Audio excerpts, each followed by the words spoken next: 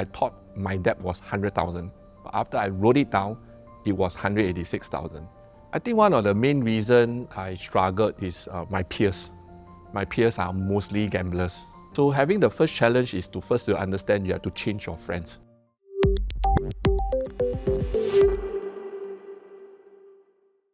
As of a recent report from Global Data, it was projected that credit card balances outstanding in Singapore would grow by 4% in 2023. This forecast highlights the ongoing struggles people face in managing finances, especially in a society with prevalent credit card usage. Join us as Raymond Lim, founder of RL Consultancy, shares his story. Hi Raymond, welcome to the show. How are you? Hi Roshan, it's a nice day today. Yeah, absolutely. It's so good that you can join us. So let's dive right in. Raymond, could you share your personal experience of overcoming credit card debt and regaining financial control? A bit of background about myself. At the early age of 18 to 23, I was a compulsive gambler. So when I first started working, I dabbled into credit facilities like credit card and credit lines and started to use it unwisely. I also have a lifestyle issue.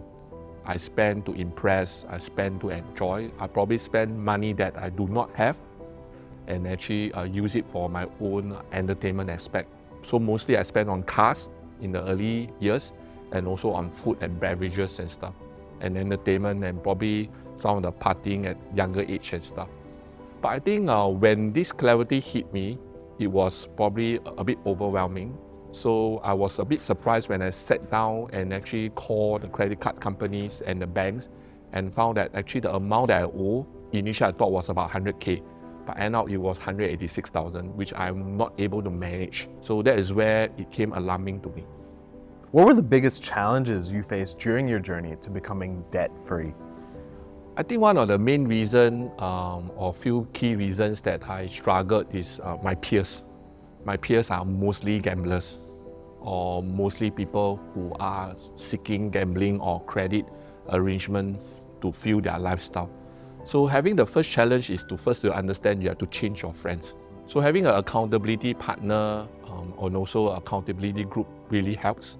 And that's where you'll be open to them and pour out your heart into what's your financial struggle. Most of people that is in financial debts are not clear to themselves.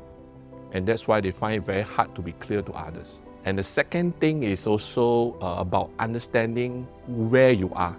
That means what financial situation you are in. Because before I wrote down my debts, I thought my debt was 100,000.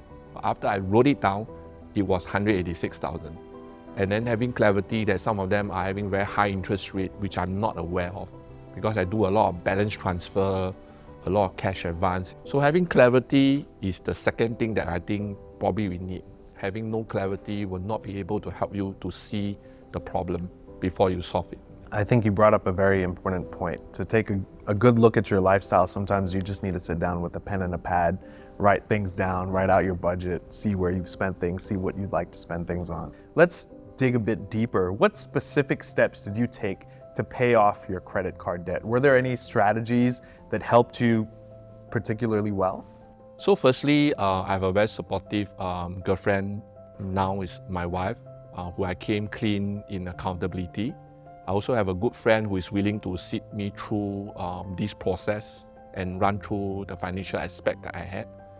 And I also did a series of self-exclusion. That means I need to know what should I avoid and where should I avoid in terms of not going back to gambling or even into debt management. So there's a few series of things that you can do in order for us to have a higher chance to have this debt management reclaimed. I think the step one would be a stopgap measure, which is actually to call the credit card company to freeze all your credit facilities and probably get help. I got help from credit counseling. I get help from National Council of Problem Gambling. So one of the actions that I will encourage those people who are in debt to call Credit Counseling Singapore.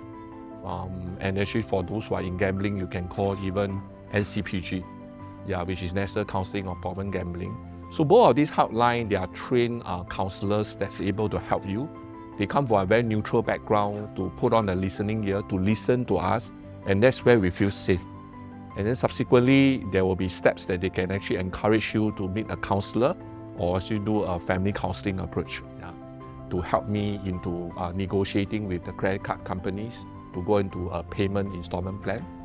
Second thing is actually to seek someone with accountability and that you have trust in, and confine the person and let the person understand what situation you are in and hold you accountable to that arrangement. Yeah.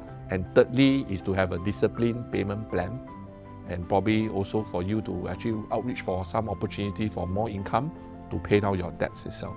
So you can probably take up some side hustle, start to work, but probably will be less inclined in going to another business which you need to start out a lot of money.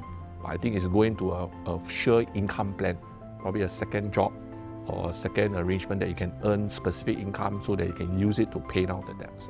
Brilliant. Okay, so you definitely were able to kind of foster a community around yourself that was able to help you becoming debt-free. Definitely, I think being able to form a community makes us feel safe, and I think it also makes us feel understood.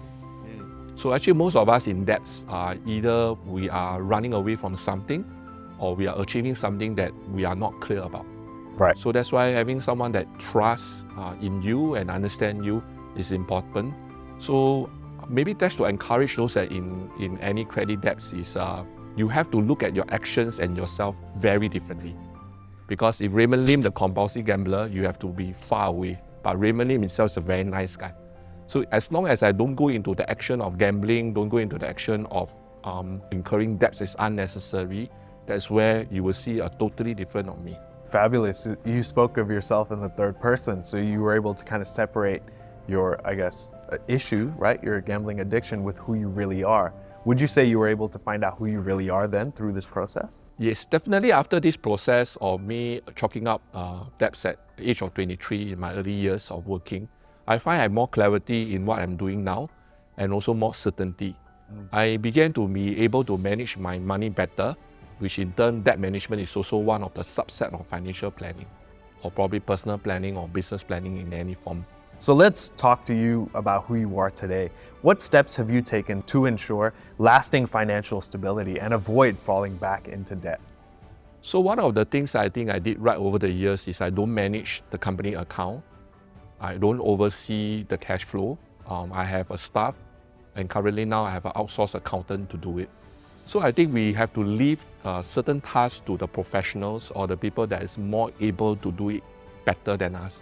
So for me, I'm good in doing sales and business development, and also in relationship, business building and network. So I focus on bringing the sales. I focus on training the sales staff, but I don't manage the cash flow. Fantastic. Okay, any final thoughts, Raymond? I would say for those who are in debts, don't give up hopes. Look for professional help and look for someone you can trust to confide. And definitely going to websites to self-exclude yourself for certain arrangement if you are gambling, or probably calling the credit card just to freeze your credit amount and then you go into a debt repayment plan. That will really help you. So in order for you to clear your debts, you have to stop accumulating debts. So that is the most important. And then the second step is to pay down your debts, and especially on high interest instrument. So you have to be clear on how you can actually adopt these few strategies to help you to pay off your debts. And everything will work out. Yeah. With determination and a proactive approach, we can break free from debt and build a secure financial life. You've been watching Teatime Tuesday. Until next time, keep seeking knowledge and financial empowerment.